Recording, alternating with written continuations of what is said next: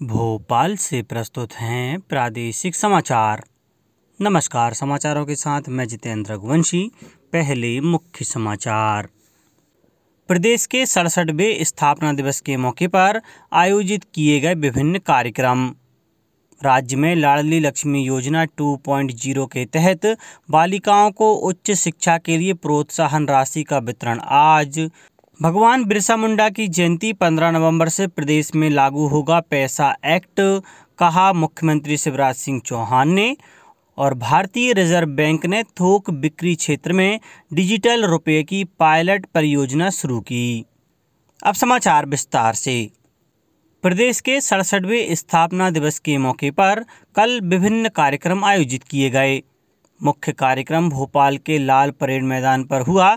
इसमें सुप्रसिद्ध संगीतकारों शंकर, एहसान और लॉय समूह द्वारा बैंड प्रस्तुति दी गई।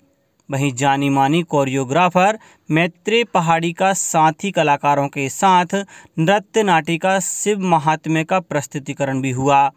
स्थापना दिवस के अवसर पर राज्यपाल मंगू भाई पटेल और मुख्यमंत्री शिवराज सिंह चौहान ने प्रदेशवासियों को बधाई दी। इससे पहले केंद्रीय संस्कृत विश्वविद्यालय भोपाल परिसर में मध्य प्रदेश राज्य स्थापना दिवस समारोह पूर्वक मनाया गया। वहीं सीहोर, बैतूल, छतरपुर, विदिशा, सतना, शिवपुरी, जबलपुर, आगरमालवा, नर्मदापुरम, देवास, शिवपुर, मुरैना, कटनी, मंदसौर, गुना सहित राज्य के अन्य जिलों में भी स्थापना दिवस समारोह आयोजित किया गया। मुख्यमंत्री शिवराज सिंह चौहान मध्य प्रदेश स्थापना उत्सव में आज लाडली लक्ष्मी योजना 2.0 का क्रियान्वयन शुरू करेंगे। रविंद्र भवन में दोपहर 3 बजे होने वाले समारोह में 1437 लाडली बालिकाओं को उच्च शिक्षा के लिए पहली किस्त 12,500 रुपये की प्रोत्साहन राशि का वितरण किया जाएगा। गौरतलब है कि योजना में लाडली लक्ष्मी बालिकाओं को उच्च शिक्षा के लिए 2 किस्तों में 25,000 रुपये की प्रोत्साहन राशि देने का प्रावधान किया गया है। इसी दिन मुख्यमंत्री लाडली लक्ष्मी पथ और लाडली लक्ष्मी वाटिका का लोकार्पण भी करेंगे। मध्य प्रदेश स्थापना दिवस आयोजन श्रृंखला में 2 नवंबर को पूरे प्रदेश में लाडली लक्ष्मी वाटिका और लाडली लक्ष्मी पथ का लोकार्पण भी होगा। भोपाल में हो रहे राज्य स्तरीय कार्यक्रम में मुख्यमंत्री श्री शिवराज सिंह चौहान सुबह 10:30 बजे स्मार्ट सिटी पार्क में लाडली लक्ष्मी वाटिका का लोकार्पण करेंगे। प्रदेश में लाडली लक्ष्मी वाटिका को थीम बेस्ड वाटिका के रूप में विकसित किया जा रहा है। इस वाटिका का उपयोग लाडली बालिकाओं के जन्मोत्सव या उनसे संबंधित अन्य कार्यक्रमों में भी किया जा सकेगा। राज्य में प्रधानमंत्री आवास योजना शहरी के BLC घटक में स्वीकृत 107 आवास के लिए 1,07,00,000 रुपये की राशि हितग्राहियों के खातों में अंतरित करने की स्वीकृति दी गई है। नगरीय विकास एवं आवास मंत्री भूपेंद्र सिंह ने जानकारी देते हुए बताया कि प्रत्येक हितग्राही को 1-1 लाख रुपए के मान से पहली किस्त में 41 हितग्राहियों को 41 लाख रुपए और दूसरी किस्त में 66 हितग्राहियों को 66 लाख रुपए अंतरित किए जाएंगे। शहडोल जिले में राष्ट्रीय ग्रामीण आजीविका मिशन महिलाओं को आत्मनिर्भर बनाने में महत्वपूर्ण भूमिका निभा रहा है। इससे जुड़े स्वयं सहायता समूह की सैकड़ों महिलाएं अपने अपने स्वरोजगार में लगी हैं और अपने परिवार को आर्थिक रूप से मजबूत बना रही हैं। एक अभिनव पहल के तहत स्वयं सहायता समूह की महिलाओं को कैफ़े खोलने में मदद की जा रही है। ऐसे सभी शासकीय परिसरों में दीदी कैफ़े खोले जा रहे हैं जहां लोगों की आवाजाही अधिक है। इन कैफ़े में चाय नाश्ता के अलावा भोजन भी मिलेगा। मुख्यमंत्री शिवराज सिंह चौहान ने कहा है कि प्रधानमंत्री नरेंद्र मोदी द्वारा भगवान बिरसा मुंडा की जयंती 15 नवंबर को जनजातीय गौरव दिवस के रूप में मनाने का निर्णय लिया गया है। इस अवसर पर मध्य प्रदेश जनजातीय भाई बहनों के कल्याण के लिए पैसा एक्ट लागू करने जा रहा है। जनजातीय भाई बहन स्वाभिमान के साथ जिएं, इसके लिए अनेक विकास गतिविधियां और कल्याणकारी योजनाएं चलाई जा रही हैं। मुख्यमंत्री श्री चौहान राजस्थान के बांसवाड़ा स्थित मानगढ़ हिल पर प्रधानमंत्री श्री नरेंद्र मोदी के मुख्य आतिथ्य में आयोजित मानगढ़ धाम की गौरव गाथा कार्यक्रम को संबोधित कर रहे थे। उन्होंने कहा कि नायकों के बलिदान स्थल पर स्मारक बनाने का निर्णय शहीदों के प्रति वास्तविक श्रद्धांजलि है। मुख्यमंत्री ने कहा कि मध्य प्रदेश की धरती पर भी भीमा नायक, टंटिया मामा, रघुनाथ साहा, शंकर साहा जैसे जनजातीय नायकों की स्मृति में स्मारक बनाने का कार्य किया गया है। भारतीय रिजर्व बैंक ने थोक बिक्री क्षेत्र में डिजिटल रुपए की पायलट परियोजना शुरू की। रिजर्व बैंक ने एक प्रेस विज्ञप्ति में कहा है कि डिजिटल रुपया सरकारी प्रतिभूतियों में द्वितीयक बाजार लेन देन निपटाने के लिए इस्तेमाल किया जाएगा। आरबीआई को आशा है कि ई रुपया अंतर बैंक बाजार को और कार्यकुशल बनाएगा और इससे लेन देन लागत में कमी आएगी। रिजर्व बैंक ने बताया कि इस पायलट परियोजना के नतीजों के आधार पर अन्य थोक लेन देन और सीमा पार भुगतान की प्रणाली तैयार की जाएगी।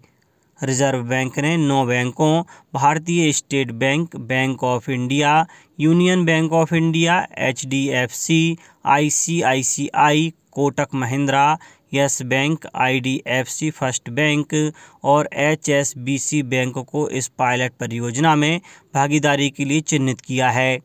खुदरा क्षेत्र में डिजिटल रुपए के इस्तेमाल की परियोजना चयनित स्थलों पर 1 महीने के भीतर शुरू की जाएगी। मुख्यमंत्री शिवराज सिंह चौहान 3 नवंबर को रविंद्र भवन में आयोजित समारोह में व्यवसायियों को सम्मानित करेंगे। राज्य शासन ने प्रदेश में GST कानून के अंतर्गत सर्वाधिक कर जमा करने वाले व्यवसायियों को सम्मानित करने की अनूठी पहल शुरू की है। इसमें वर्ष 2020-21 और 21-22 में सबसे ज़्यादा कर जमा करने वाले व्यवसायियों को भामाशाह पुरस्कार से सम्मानित किया जाएगा। गौरतलब है कि भामाशाह पुरस्कार की स्थापना का उद्देश्य मध्य प्रदेश में माल और सेवा कर अधिनियम के प्रावधानों में करदाताओं द्वारा जमा राज्य GST की राशि तथा IGST सेटलमेंट से राज्य को प्राप्त कर राशि के आधार पर सर्वाधिक कर राशि जमा करने वाले सप्लायर को प्रोत्साहित करना है। केंद्रीय श्रम और रोजगार मंत्री भूपेंद्र यादव ने कहा है कि सरकार ने कर्मचारी भविष्य निधि संगठन EPFO के उपभोक्ताओं की संख्या मौजूदा 6.5 करोड़ से बढ़ाकर 10 करोड़ करने का लक्ष्य तय किया है। उन्होंने कहा कि हालांकि अटल पेंशन योजना और प्रधानमंत्री जीवन ज्योति बीमा योजना जैसे विभिन्न पेंशन कार्यक्रम लागू किए जा रहे हैं और EPFO इन सभी योजनाओं पर विशेष ध्यान दे रहा है। उन्होंने नई दिल्ली में EPFO के 70वें स्थापना दिवस के अवसर पर कहा कि कारखानों में काम कर रहे सभी गरीब कामगारों की पेंशन सुनिश्चित करना EPFO अधिकारियों की जिम्मेदारी है। श्री यादव ने कहा कि देश की सामाजिक सुरक्षा नेट का विस्तार करना सरकार का उद्देश्य है। प्रदेश में विद्युत मंत्रालय की रीवैम्प्ड वितरण क्षेत्र सुधार योजना में पहले चरण में अगले वर्ष दिसंबर तक 38 लाख स्मार्ट मीटर लगाने का लक्ष्य है।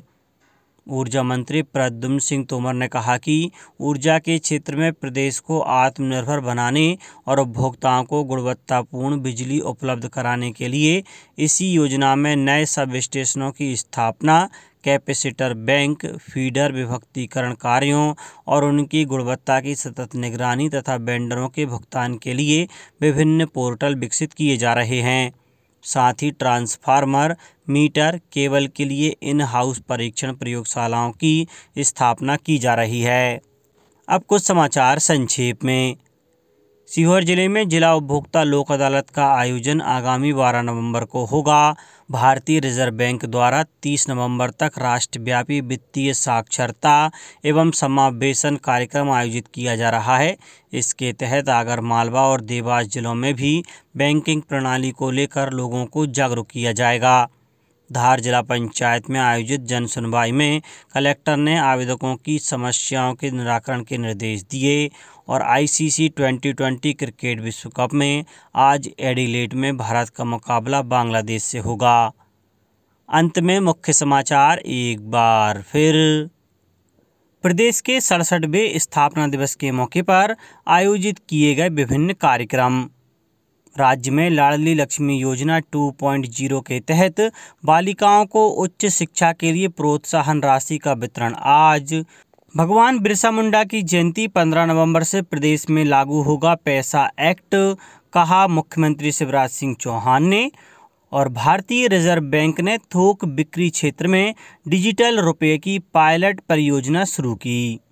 इस बुलेटिन में इतना ही। घर पर रहिए, सुरक्षित रहिए और सुनते रहिए प्रादेशिक समाचार। नमस्कार।